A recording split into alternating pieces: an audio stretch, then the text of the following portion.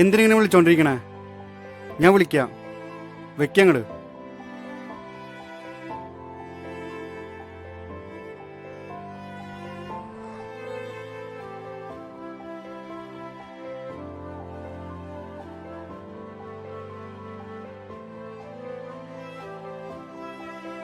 ദൈവമേ, ഒരാൾക്കെങ്കിലും ഒപ്പം നീ ഉണ്ടോ?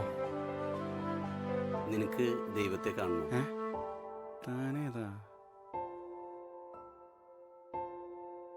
ചോദിച്ചു കേട്ടില്ലേ, നിനക്ക് ദൈവത്തെ കാണണോന്ന്. തനിക്ക് എന്താ വേണ്ടേ? നീ ഞാൻ ചോദിച്ചതിന് ഉത്തരം പറ.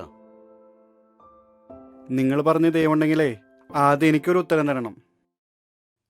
എന്താ നിന്റെ പേര്? പേരിലൊക്കെ എന്തിരിക്കണു? എൻ്റെ പേര് സിജോ. സിജോ, ഞാനൊന്ന് ചോദിക്കാം.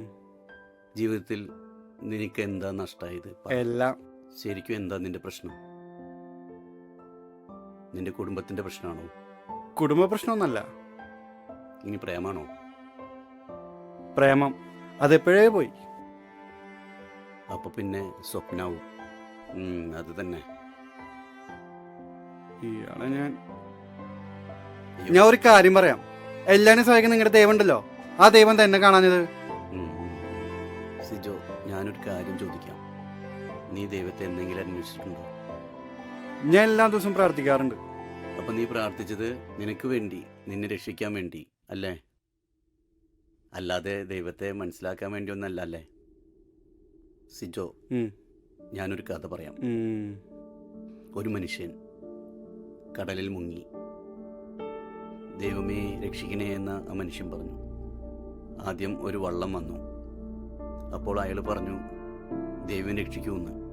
പിന്നീട് ഒരു ഹെലികോപ്റ്റർ വന്നു. അവൻ വീണ്ടും പറഞ്ഞു ദൈവം എന്നെ രക്ഷിക്കുന്നു. അവസാനം അവൻ മരിച്ച് സ്വർഗത്തിൽ പോയി.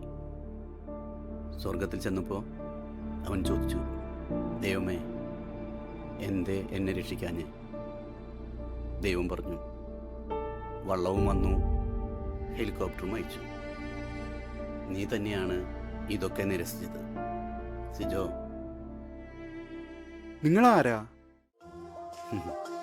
ചിലപ്പോ നീ അന്വേഷിച്ച ആളായിരിക്കാം.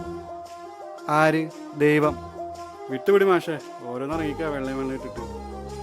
സിജോ നിക്ക്, സിജോ അവിടെ നിക്ക്. ഞാനൊരു കാര്യം പറയാം. ദൈവം ഒരിക്കലും ആകാശത്ത് നിന്ന് ഇറങ്ങി വരില്ല, മനുഷ്യന്മാരുടെ രൂപത്തിലേ വരൂ. അത് ഞാൻ കുറെ കേട്ടിട്ടുണ്ട്. ദൈവം പോലും ഓരോ ഡായ്പും കൊണ്ട് ഇറങ്ങിക്ക. ഹലോ, സിജോ അല്ലേ? അതേലോ. നിങ്ങളുടെ ജോലി ശരിയായിട്ടുണ്ട്. എത്രയും പെട്ടെന്ന് ജോയിൻ ചെയ്തോളൂ. പറ്റുമെങ്കിൽ നാളെ തന്നെ. Okay, thank you sir. നാളെ തന്നെ വരാം. Okay sir.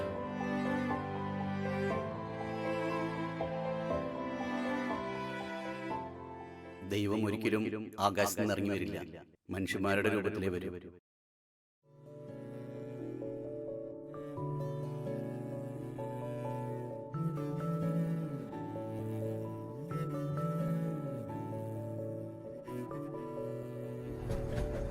ദൈവം അത്ഭുതങ്ങളായി വരില്ല, ചിലപ്പോൾ ഒരു മനുഷ്യനായി മാത്രം വരും.